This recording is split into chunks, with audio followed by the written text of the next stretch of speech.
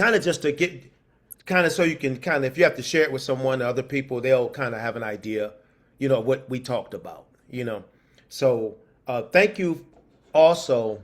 I just want to say for caring about the participants beyond just the things we normally care about, because I don't know if you would agree with this. I'm convinced if you can help them understand the importance of self care and making healthy choices, I think their overall quality of life would get better. Would you agree with that? I just think it changes. I mean, yeah, Yeah. I mean, myself, like I grew Mm. up in a pretty dysfunctional family, Yeah. and Yep. so like I understood the importance of like physically being active, mentally Hmm. having time to Yep. decompress, like, and I Right. feel like because I've done some of those things, I've had less effects from that trauma than like Yep. other people I've seen who, and I worked in the mental Hmm. health field in a partial hospitalization program with teens for a while. And like so Hmm. many of them were not physically active. They weren't Yep. dedicating a specific amount of time per day to their mental health and their Yep. self-care. Yep. Just even, simple things like having consistent bedtime and wake up time and taking a Yep. shower every day, things like that Yep. that Yep. I Yep. have seen make a huge difference for people. But Hmm. it is Yeah. hard to convince people who aren't doing that that that's going to make a difference Yeah. sometimes. Yeah. And but I'll tell you this. First of all, thank you for sharing that. And my situation was somewhat equal to yours growing up. So you just by default have to find ways to and protect yourself almost. You know what I mean? Whatever that may be. If it's going out taking a walk, if it's, you know, for me spending time with friends, things like that. Because we had some trauma in my household as well.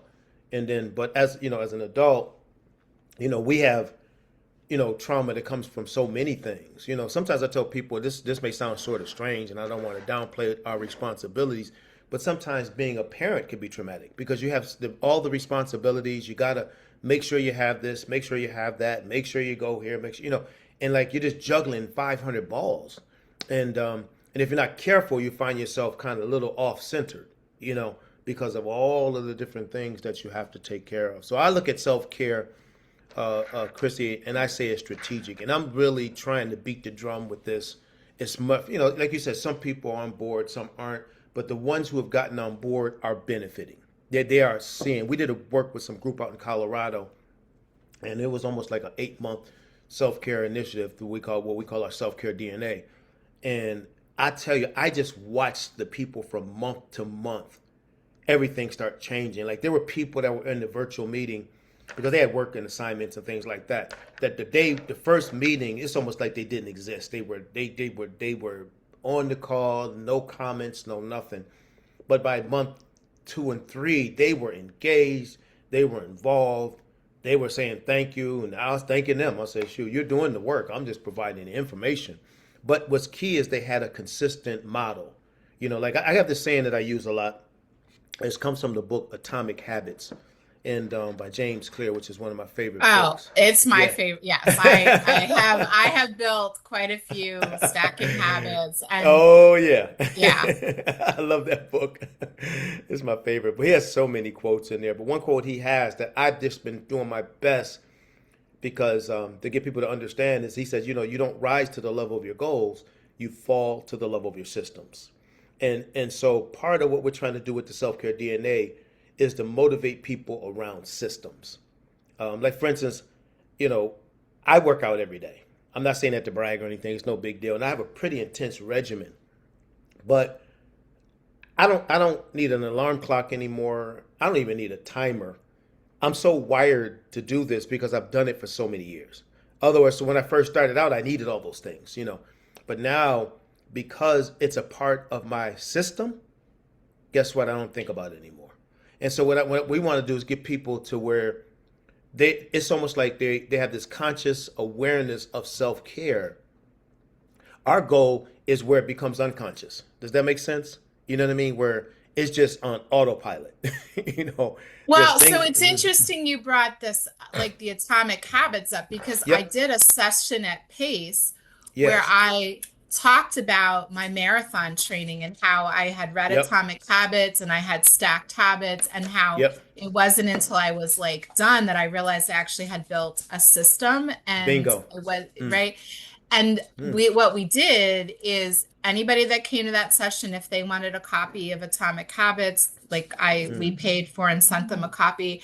That's And that nice. is like we want to start following up with people on, because one of Yep. the things we were tying that into was start with yourself and start Yep. examining yourself and what you're doing, but then Mm-hmm. start thinking about what do you even ask these adult learners that come into your program what some of their current habits are, and do you even try to stack on what they already have? Like they might Bingo. not have Mm-hmm. much going for them, but if they've got one thing, one Yep. small thing they do consistently, and you Yep. could build on that, it could be like, because I think too many times these Mm. learners come into the program and we try to say, here's our program, and we want you to do this, and we want you to set Mm-mm. this SMART goal, and then you come to No. class. It's like this is all foreign and brand new, and it's way too much right off the Yep. bat. And they don't make it, they don't even make it to enrollment. They don't even make it 12 hours. Yeah. Yeah. So Yep. we were Mm-hmm. trying to start to have this Mm-hmm. mindset shift with staff about, what do people already do that you can build on?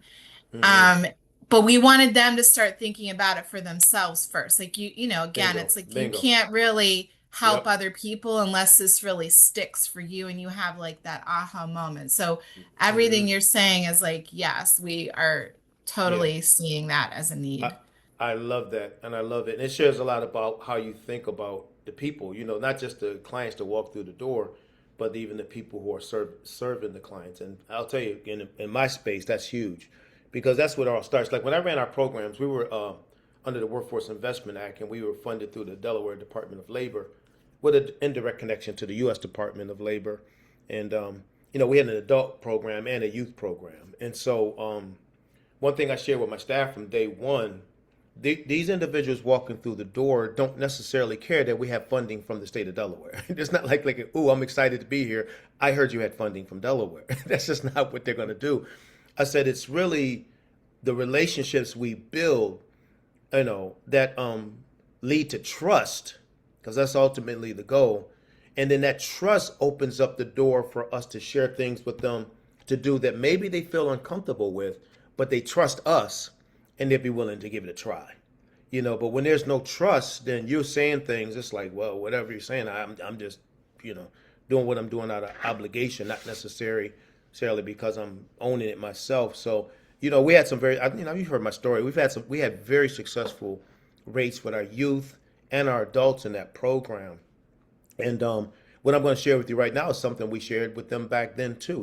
It's just, and then I've shared with a lot of workforce groups throughout the country, because that self-care piece is an ownership piece, and but it does start with that person that's in front of that client, that's client facing, that has the opportunity to build the relationship that leads to us sharing all these other things, these atomic habits and habit stacking and all those things, which I love habit stacking, by the way. I think it's cool. I'll say, okay, today I'm gonna sit down and watch some Netflix, but I have my computer and maybe I'll send out emails, or something like that.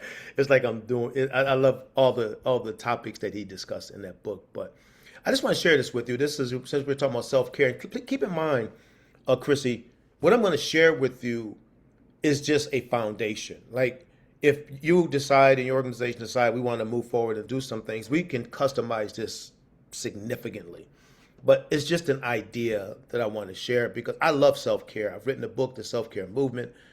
I just think that, you know, people have put self-care into this box of just a general statement.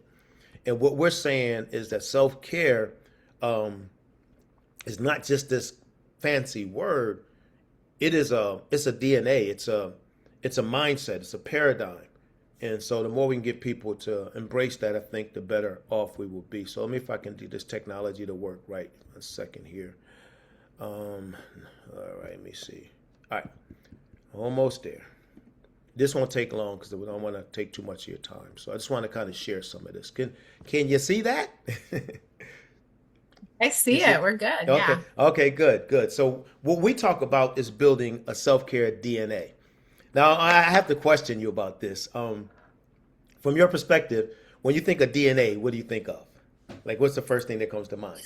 I think of my husband because he's a molecular biologist and works in biotech. So Oh quite my honestly, God. if I You had are any married to questions, a man. Oh my God. You are married to somebody so smart. yeah. So Oh I my just think I Lordy. think that's something my husband would know. I don't need to understand it. My God, I'm telling you, that's a smart hubby right there. Yeah. But the DNA is really just the inner workings of who we are. Like, I have the DNA of my great grandparents. You know what I mean? It's like it just transferred down. So a lot of my makeups, a lot of my mannerisms, and all of that are really in some ways connected to some of the people that were part of my life. It's so interesting. Like, my dad was not much of a part of our lives. You know what I mean? It really wasn't. And I don't have any anger against him because he just, people have their things in life, and he passed away 10 years ago. But it's always interesting to me to see how my brother operated just like my dad.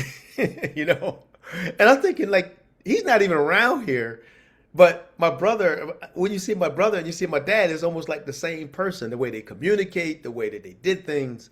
you know and really that's because dad's DNA was in Mason, my brother Mason. So to me, when I think about building a self-care DNA, it's building a system that internally, right? I'm going to operate in a certain mode because it's a part of my DNA from a self care standpoint. And so the way we looked at it is the average person, it's impossible. You know this because you run marathons, you get it. You can't just have an event and then all of a sudden you get it. You know what I mean? Like, okay, like, and that's not funny, but like a training. Now, some cases you can if the training has follow up mechanisms, but you really need coaching. You know what I mean? You need to be able to go back, look at some stuff, put some things in action, and then come back in 30 days, let's say, and see how you did. And when I first started doing my work, most of my work back then was just a one time training, maybe quarterly, depends on the organizations we work with. But what we found is the best model. Excuse me one second. My phone is ringing. I didn't know could you hear that phone ringing in there? I can't hear it, but if it's one of your kids, you better answer or your wife.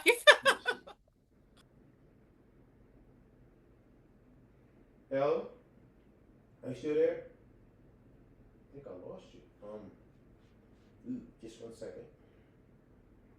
All right. What is this?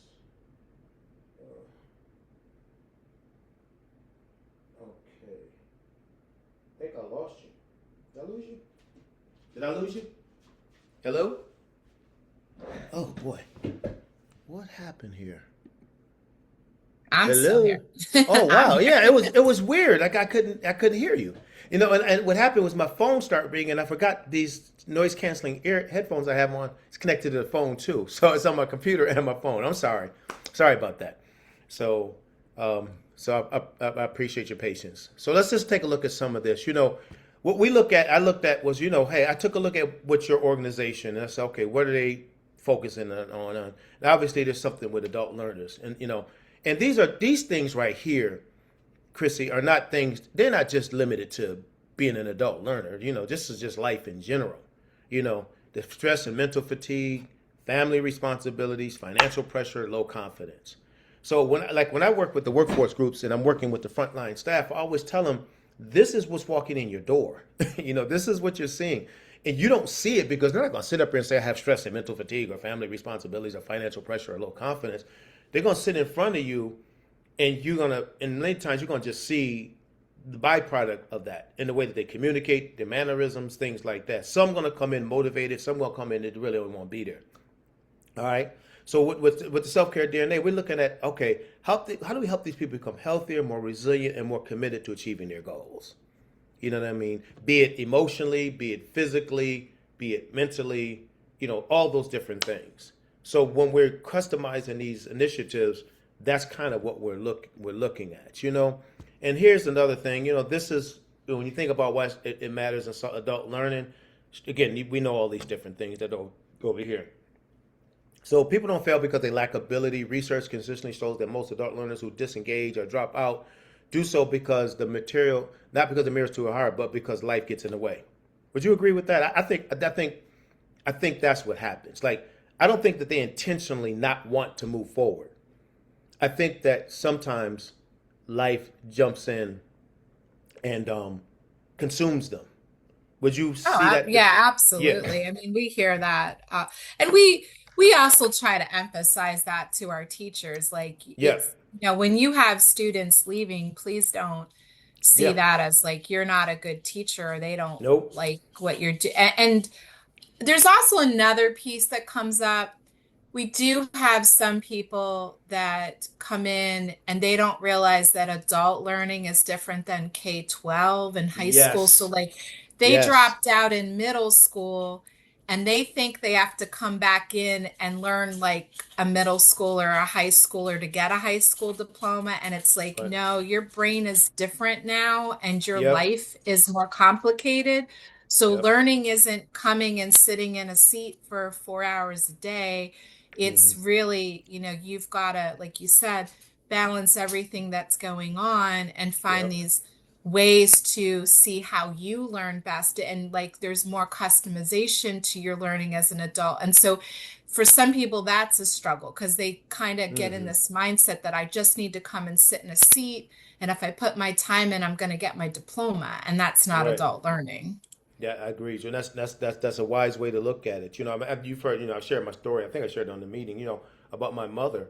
I mean, this just everything she was dealing with to get that diploma was a lot. Two boys, poverty, trying to figure things out, and but because those people took the time to care and the time to show a little extra and to work with her where she was, she ended up really one of the only people in our community at that time that ended up getting it.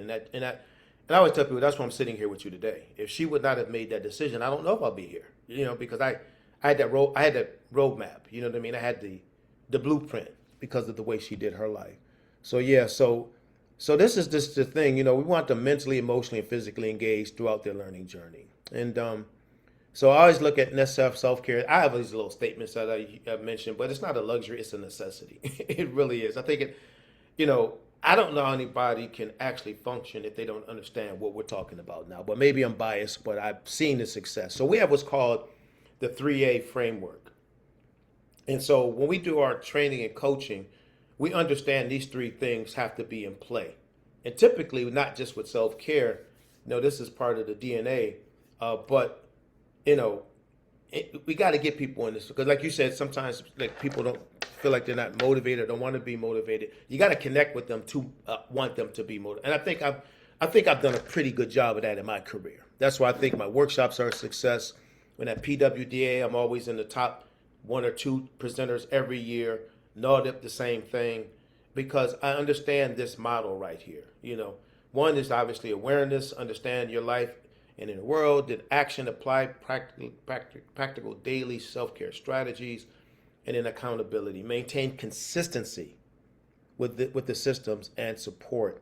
I remember I was exhibiting at one of the conferences, and I put this group up in Pennsylvania through a training, and one of the ladies that was a part of it, she was at the conference, and she walked up to me. She said, "Coach, I am doing so well now." She said, "I'm doing great. Everything is moving in the right direction." She said, "But you got me in a lot of trouble." I said, "Oh my God."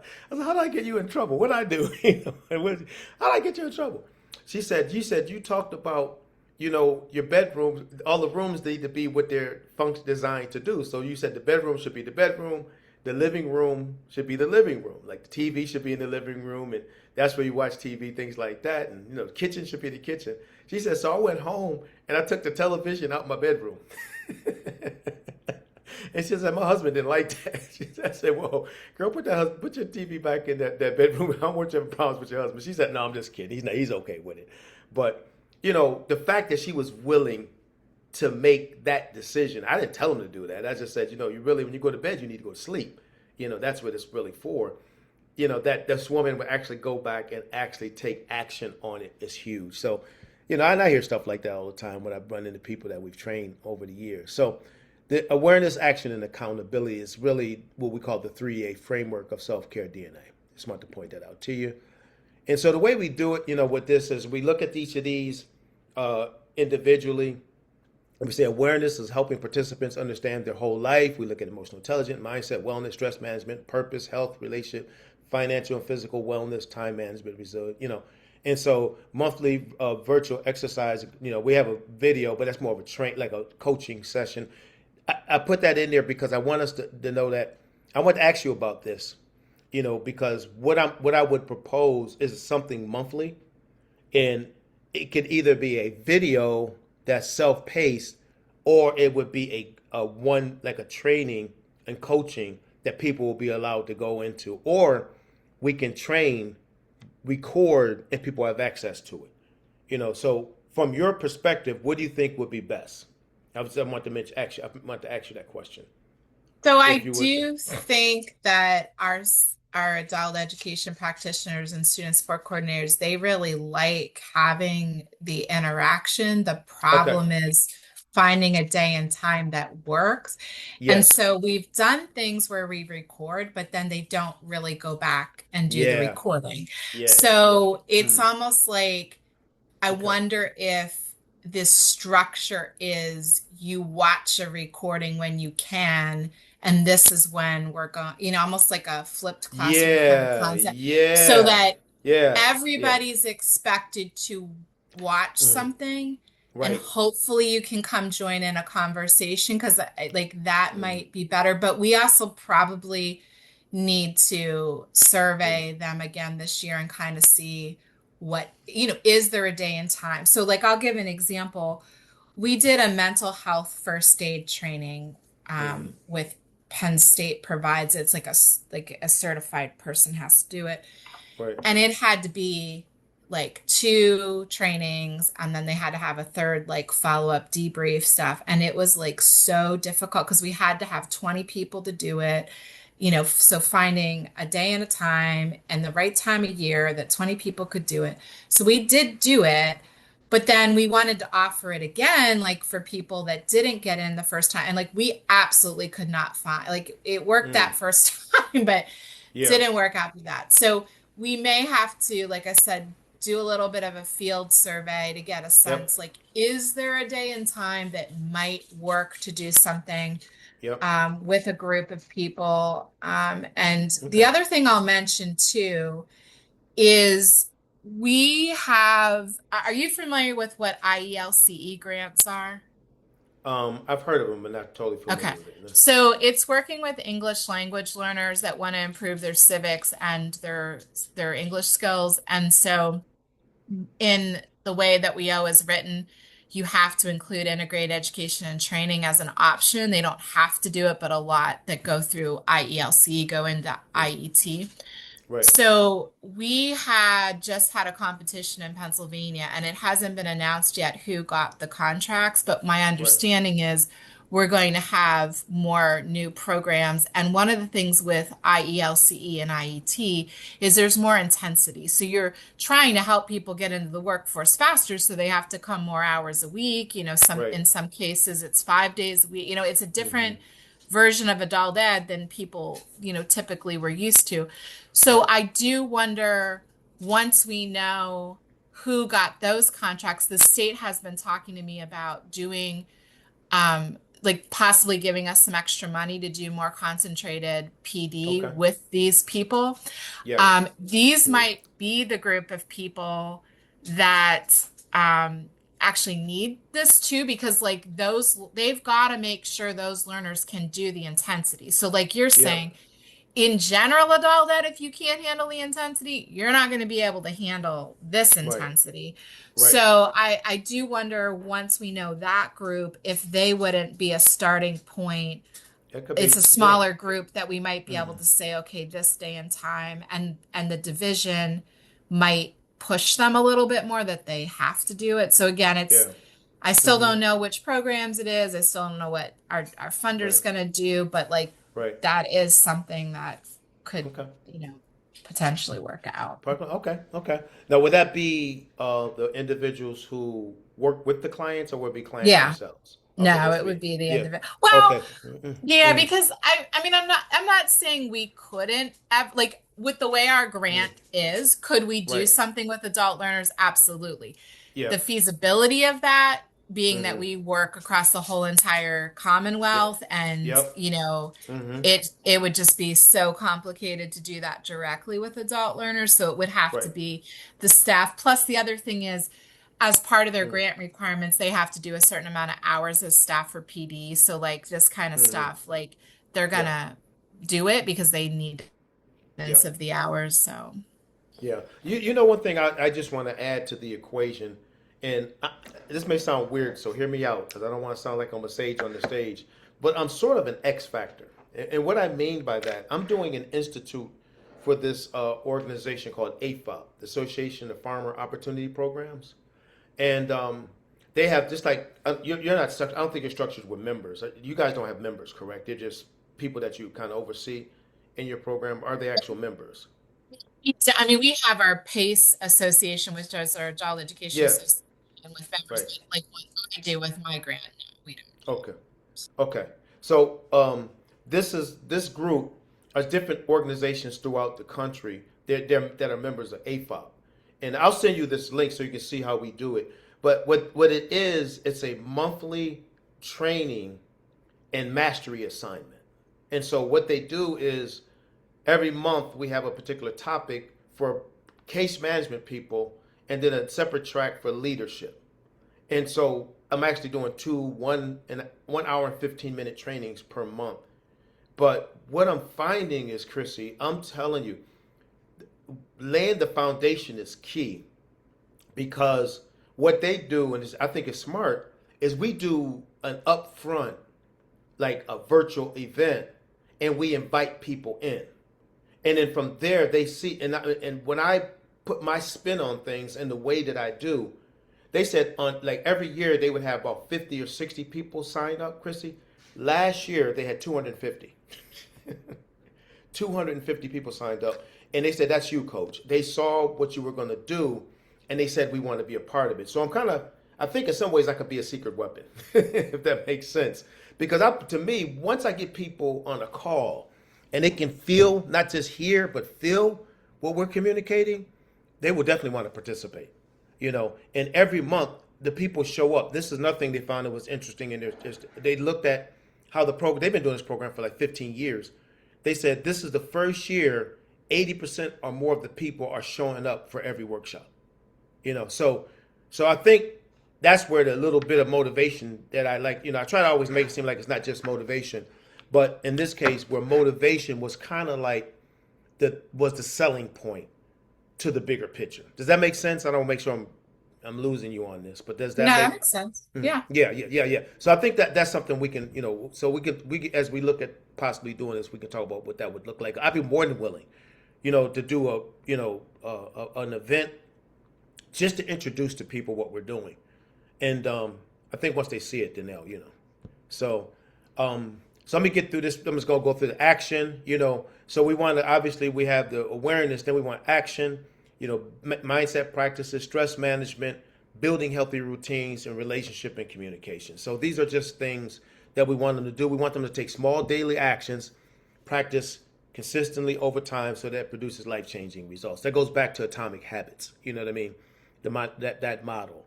And so, and then lastly, we have accountability. Now, the way we do accountability is this: we do accountability where we, like with the mastery assignments, with this other group. And again, I'll send you that link so you can see how it's set up. They have to send them in.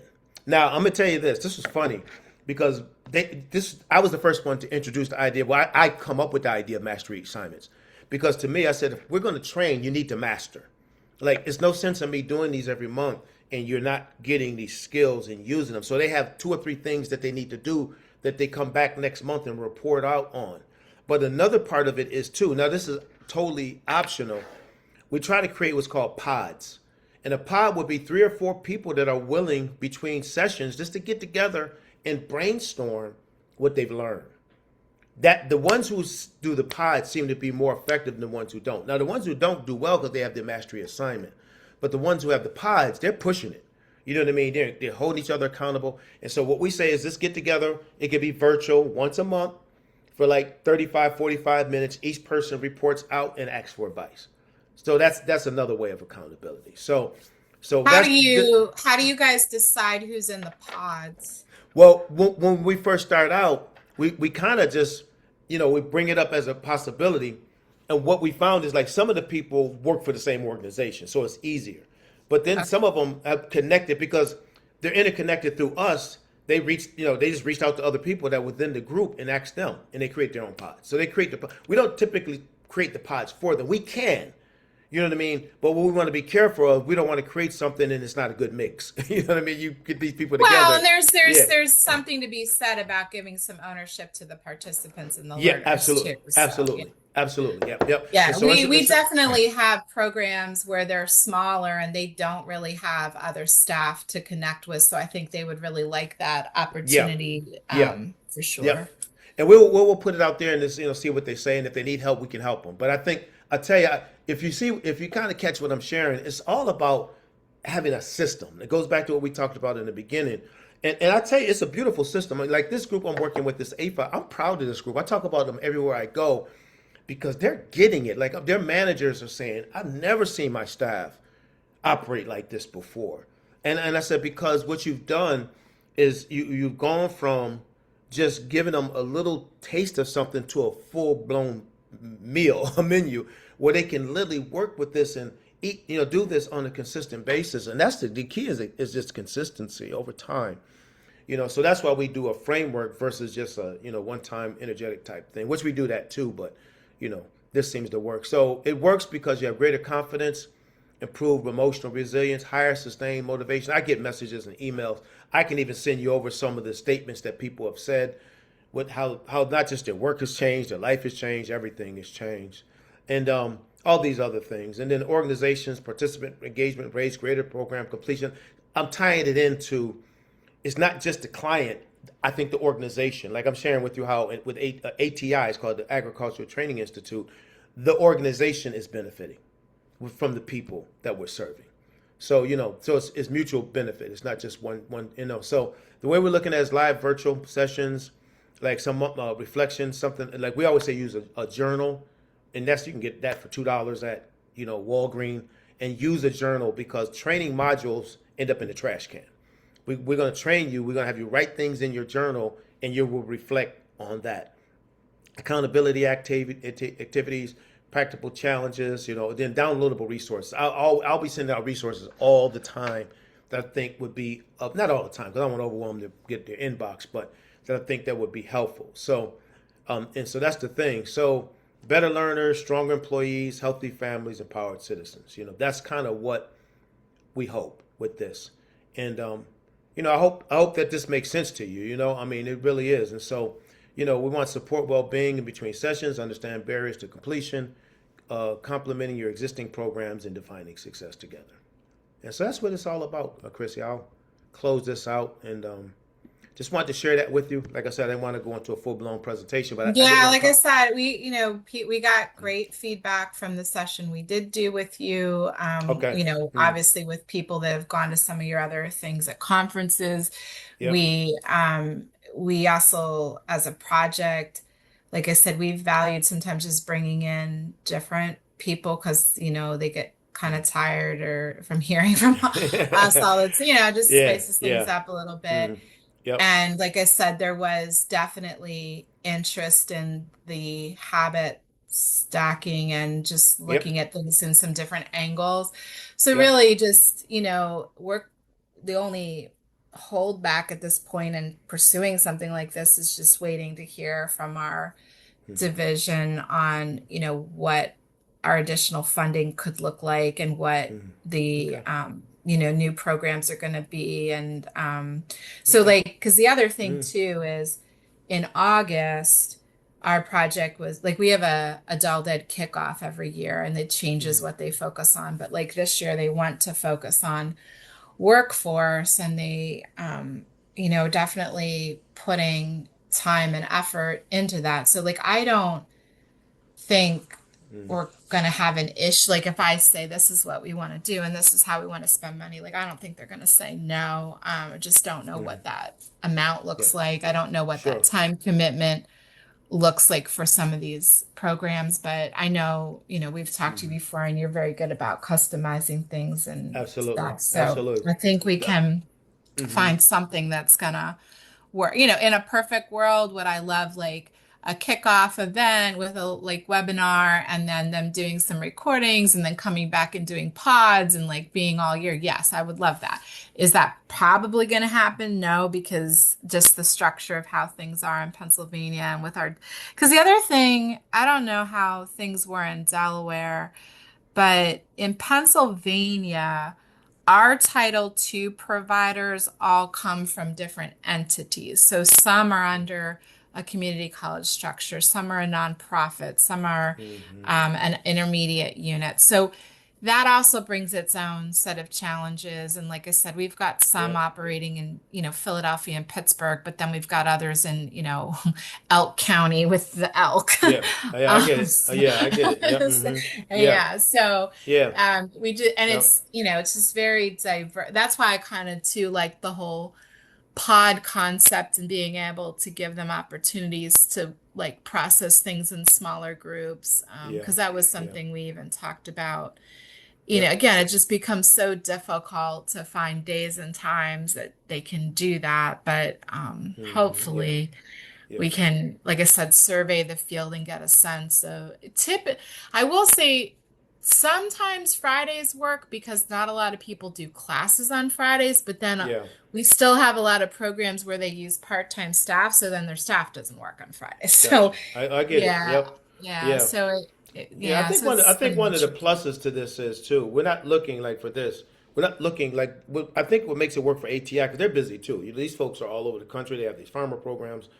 Trying to coordinate it is not easy. So we plan our months well in advance, so they'll know. So they'll know. Okay, on Wednesday in February we're going to do Wednesday whatever. So it's like they have plenty of time in between.